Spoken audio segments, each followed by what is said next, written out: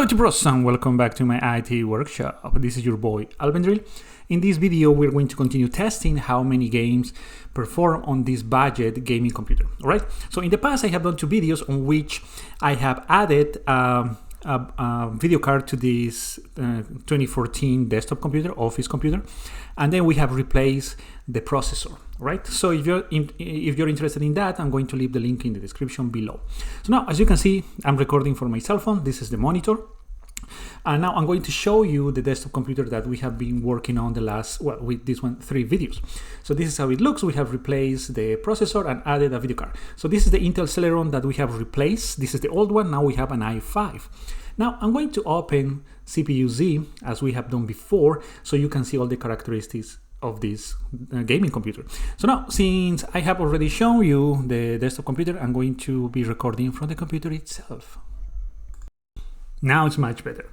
Now, as you can see, I'm showing you the characteristics. So this is the Intel Core i5-4670 that we have replaced in the last video. Also, we can see how much power it uses. So as a reminder, it's very important that your power supply, in this case for this all office desktop computer, has enough power for the processor and the video card, all right? Otherwise, it's not going to work. If we go to motherboard, you can see there's a Hewlett-Packard and the motherboard model is the same. We go to graphics and we have the Nvidia Geforce GTX 750 Ti. Now, I'm showing you also how much power it consumes. So now we're going to close this, and right away I'm going to open the task manager. Now we go and you can see the Intel Core i5-4670 3.4 gigahertz, right? 4 cores and 1 socket. Now I'm going to close this and we're going to check the Nvidia Experience, and you can see all the characteristics just to show you one more time that this is the same computer and this is not a virtual machine or any other computer, all right? So the resolution of my screen, of my monitor, is that one, that's the maximum, but this motherboard support, this video card supports 4K as well. We're going to try that on another video. So now let's jump right into it. We're going to start like we did before with Hollow Knight. We're not going to see so much enhancement in this game because the game is a platformer and it doesn't really require much. So as you can see, the average frames per second, it's like 300, which is way better than before. But again, you don't see really that this one looks better than before. So now, just showing you this part is So now I'm going just to play for a few seconds so you can see how it performs. You can check on the top left, as I mentioned before, the CPU and GPU usage, the average frames per second, and the temperature.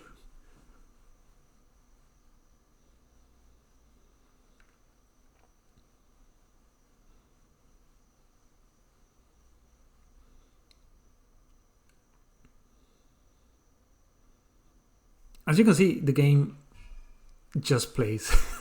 The game just runs with no problems, just like before. Maybe you have more frames now, but you don't really notice it, maybe. So this is how it looks, the gameplay. By the way, Hollow Knight is a really great game, in my opinion, platformer. So if you don't have it, I really advise you to get it. It's in a discount on Steam, so you can get it. So now we're going to test the second one, which is Resident Evil 2, that remake that came out in 2019. So in this one is the one where you notice a lot of enhancement. This one was playable with the Celeron processor, but with the i5 it's way better. As you can see, the loading time is way faster. Using the other processor, it took like 50 seconds to load the same game file. And now it was like, I don't know, less than 10 seconds. So that's a great enhancement. So now I'm showing you how it looks. You can see the frames on the top left. It's around, well, I'm not moving, but it's around 100. So now very quickly, I'm going to change the settings, especially, specifically the graphics. So we can have more resolution. We can have more details inside the game. So this is going to be really quick. so that way we can use more resources. So as you can see, the graphic memory is kind of red. It's telling us, hey, this is not advisable, but it can run anyway. So I'm going further than 2 gigabytes, and I'm going to 2.24, and it's running with no problems. As you can imagine, the processor, the temperature of the GPU is going to be higher, but I'm just going to test it for a few seconds. Then we're going to go back. So as you can see, it's playable. It's giving us around 30 frames per second average. So now I'm going to change it a little less to 2.09 gigabytes, and we're going to see how it looks.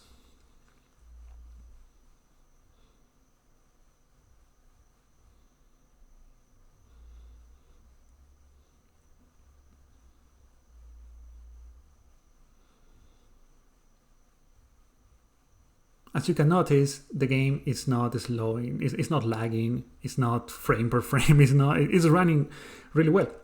With the other video card, it was running well as well, but you could notice that it was a little slow. It was playable for sure, but it was a little slow. So now let's go for some action. As we did before, the frames are 26, 24, 29, and we have enemies on the screen.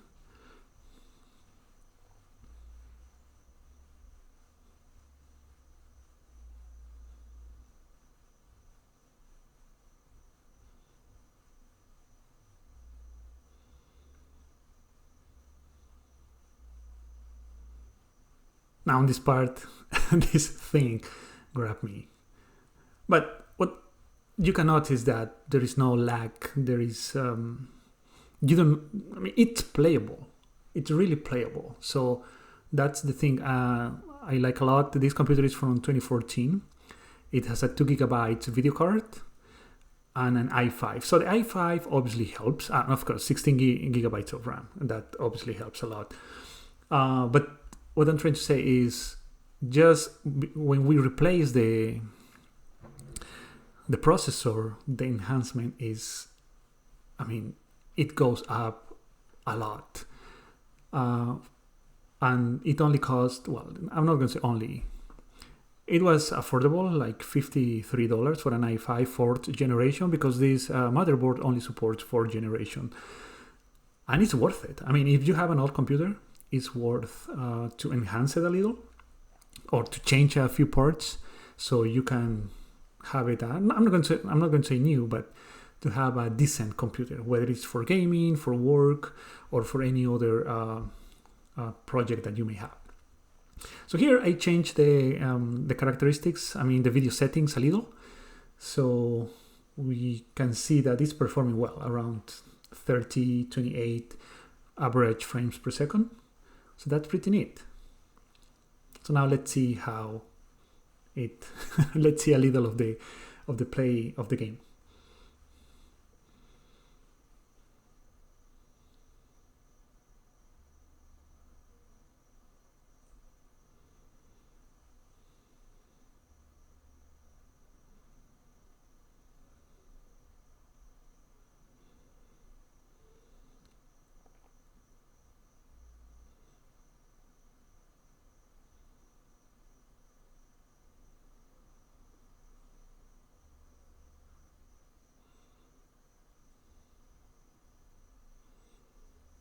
So that's how Resident Evil 2 Remake from 2019 looks like and performs on this budget desktop computer. So we're going to go to the last one, one of my favorites, The Witcher 3, that came out in 2015. So this game, it's from 2015. The graphics are, they look great, even in the lowest resolution, as we have seen in the last video, or 2 videos ago actually. And now, we're going to, as you can see, it looks great, and this is the lowest resolution, the lowest settings. So now I'm going to change it to high, not ultra, only high, and we're going to see how it performs. So let's run a little, so you can see it's performing well. 37 frames. The CPU and GPU are being used a lot for sure, especially the GPU. but looks great. So now I'm going to change the settings, the video settings to medium. So that way I think it's going to perform even better. And I don't really notice a big change in the water, or in the trees, or how it looks. This game is really awesome. So now let's see a little of gameplay.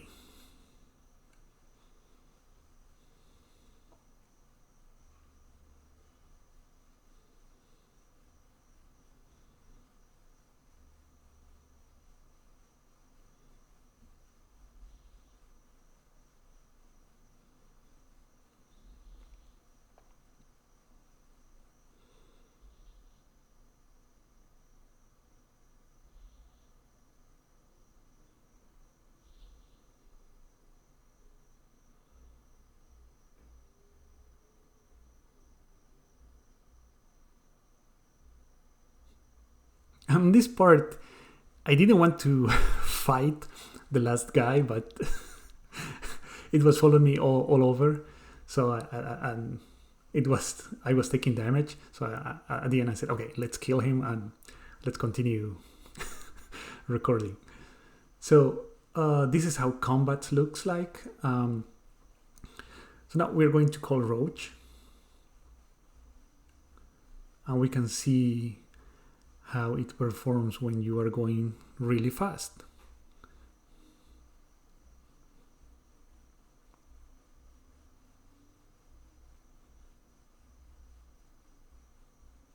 So you can see 54, 44 average frames per second. Using the other processor, the Celeron, it was giving me around, when I was running on Roach, around 25, which is not bad. But in this one, it's obviously way better. Now we're going to unmount, and we are going to go running through the woods.